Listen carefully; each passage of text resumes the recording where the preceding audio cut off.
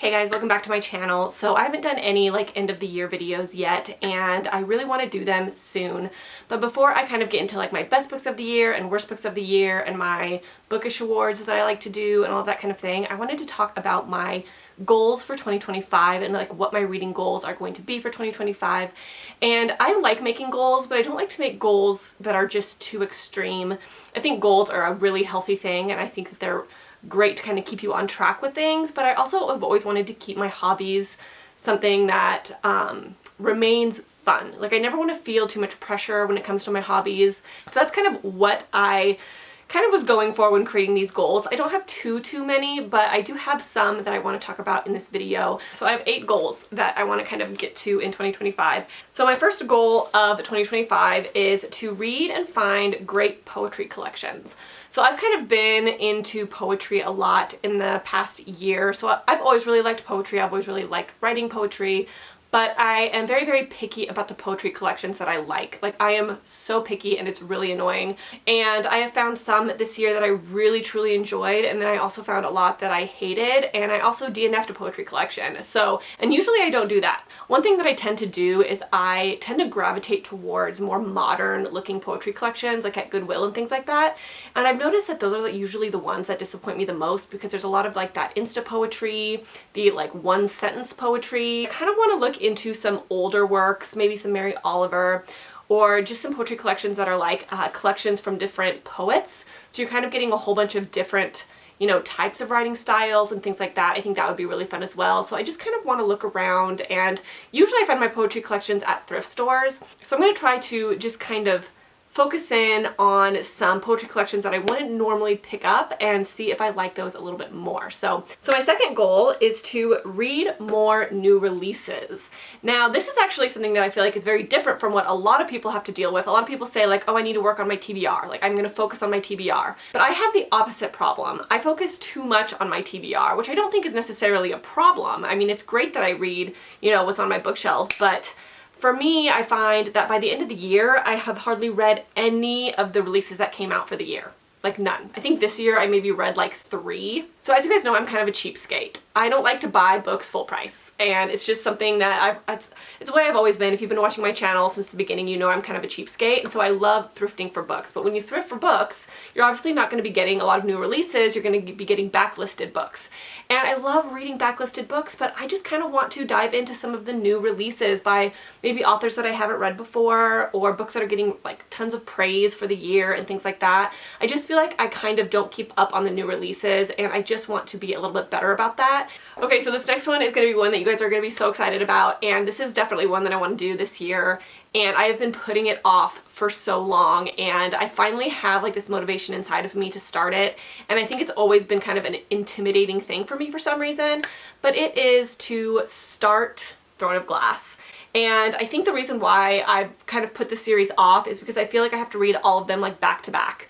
And I don't have to do that. I didn't read A Court of Thorns and Roses back to back. I was reading them kind of as they were coming out, and so I didn't read them back to back. And I still love that series. You don't have to read a series back to back to fully love it.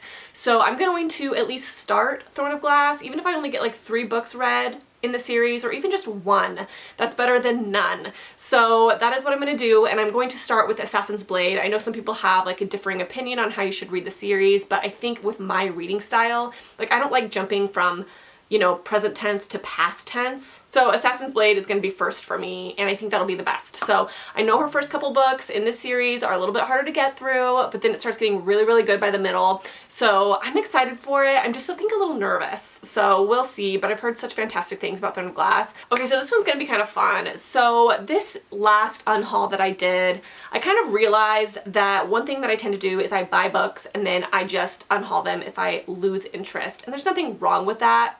Truly, there isn't. But I refuse to buy more than 3 bookshelves. I don't need more than 3 freaking bookshelves. And so I kind of try to move things out and move things in pretty consistently, depending on what my reading tastes are and things like that.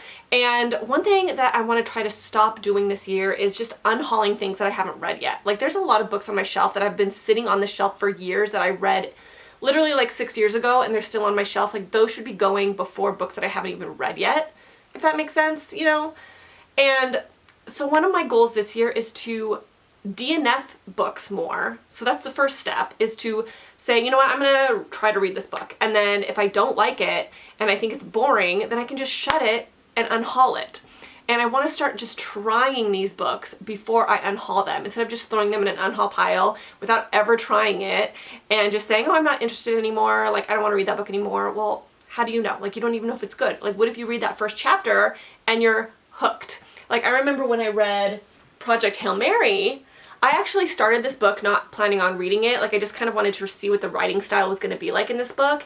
And I literally read like 3 chapters in one sitting just because I wanted to try out the writing style. And this book hooked me like from the get-go, which is really, really rare for me to just be like so engrossed in a book. And what if this happens with like another book? You know what I mean? So I feel like just unhauling books that you're not interested in anymore is just something I don't want to do. I'll just say that. So I'm going to start trying books out before I unhaul them. If I don't like them, even if on the first page, like it could be the first page and I could be like, not feeling it, close it, and then unhaul it. Like, I want to at least try them. So this next one is a goal that I've had on my last like 3 goals of the year lists. And I've never, well, actually I did do it this year, but I don't know if I really count it because it's kind of like a short story collection that I reread this year. It was Hyperbole and a Half. So technically I did reread a book this year. But I actually want to reread one of my all-time favorite novels this year, like an actual novel. And I don't reread very often because there's so many books that I want to read, and like there's a lot of books I want to reread. I just don't ever get around to actually doing it because there's just so many books that I want to read for the first time. And so I just never get around to actually rereading the ones that I want to reread. So I think this year I want to at least reread one book. Just one. Like, I'm thinking maybe Archer's Voice. I was thinking maybe rereading The Wicked Deep, maybe around like Halloween time, because I love that book. Josh and Hazel's Guide to Not Dating by Christina Lauren is one of my favorite romances, so I think that one would be kind of fun to read. Or even like It Happened One Summer might be kind of fun as well. It's one of my all-time favorites. So I'm thinking maybe one of those would be kind of fun to reread, but I do want to reread at least one. Okay, so my goal for Goodreads this year was going to be 40 books. And so on this list I said read 40 books. That's my Goodreads goal. And 60 books is like my hard goal, but it's kind of the one that I have in my head, not really the one that I have on Goodreads. And I like these goals, but I think I might change this one. I think I'm gonna put like 20 or 30 books as my Goodreads goal. And I think the reason is because it's not that I don't think I'm gonna read like 60 books. Like, usually I read around like 55 to 60 books a year, and that's usually pretty like accurate to, you know, what I read. So I know I'm gonna hit my 40 book goal, but I would rather just not think about it. You know what I mean? Like, I'd rather just hit my goal really early and then just kind of see how many books I read by the end of the year. There's something about a like reading goal, as far as like how much books you want to read in a year, that kind of irritates me, and I don't know why. Like, stresses me out, even though I don't need to be stressed because I know I'm going to surpass it anyways. Like, why would you stress yourself out over reading for no reason? You know what I mean? And I don't know what it is. It's like, for some reason, when I look at the Goodreads goal thing and it says you're 3 books ahead of schedule or you're 6 books ahead of schedule, like if I'm only 1 book ahead of schedule, I like stress out for some reason, but it's like, why? Why do I do that? I don't know. It doesn't make any sense. So being that I have an anxious personality type, I think that it's best if I just set it low and then just surpass it by a ton. So I may set my reading goal for like 20. I haven't decided yet. We'll see. Okay, so the next one is DNF More. I already kind of talked about this with my, you know, unhauling books or trying my books out before unhauling them. So yes, I want to DNF more. I just feel like I don't do that enough and I need to do it more often. So I think part of the reason why I don't like to DNF is because I feel like books are just going to get better. And if I just push through a little bit longer, it's going to get better. Like, it's going to get better. And it usually never does. Or it does, like there's a decent twist at the end, but it still feels like the twist wasn't worth the reading process for the first like 90%, you know? So I just feel like I need to like DNF when I'm just not feeling a book. And I also think it kind of, it's one of those things too where it's like you buy a book and you spend money on the book and you're like, I need to like get my money's worth out of it, so I need to finish it. But I unhaul books all the time that I don't even try. Like, I'm wasting money all the time anyways, so why worry about the DNFing process? You know what I mean? At least I tried it out. So I just need to do that more often. And then the last goal is to read some more like horror novellas. Like, I really like horror, and I'm kind of picky with horror, I would say. Like, a horror really has to like grab me and like keep me really invested. And I read a couple really good horror books this year and I was like loving them. And so this year I want to read more horror novellas, and the reason I say novellas is because I find that horror novellas tend to be much more fast-paced because they are told in, you know, less pages, and so they kind of like keep the pacing going really, really well. I just have a feeling 2025 is going to be my horror year. Hopefully, and hopefully I find some really good ones. So if you guys have any recommendations for some good horror novellas, let me know so I can pick them up on my Kindle and read them. I think that would be really fun. So let me know if you're a big horror reader and like what your all-time favorite kind of short horror stories are, and I'd totally pick them up. So that is it, you guys. That is my goals for 2025. I know there's not a ton. Like I said, I just kind of like to do a nice little like rough goal setting for the year, and then if I, you know, hit them, that's great. If I don't, it's fine as well.